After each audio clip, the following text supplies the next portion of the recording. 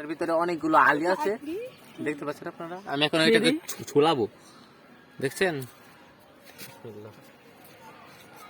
তো বলেছিলাম গোবর আমি।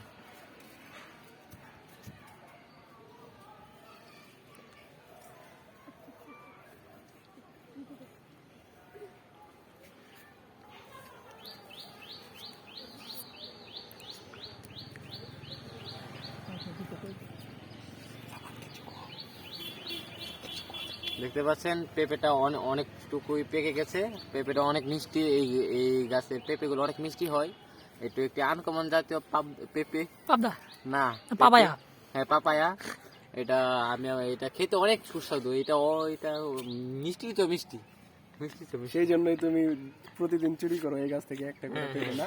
প্রতিদিন একটা করে পাকে, আমি একটা করে নিয়ে আসি। পাপায়া নাকি স্টক করছি। মালিক বলে শুধু কই যায় রে এগুলা, কিন্তু আমাকে আর ধরতে পারে না রে ভাই। তোর যেদিকে ধরবো সেদিকে তোর এক লাখ বানাইবো। না, আমাকে ধরা তো সহজ না। আমি রাতে নিয়ে আসি, রাতে, বুঝেছেন ভাই।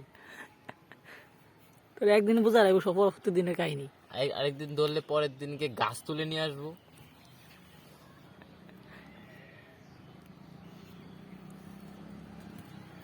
পেঁপেটা একেবারে পুরোটা ছুলাতে হবে।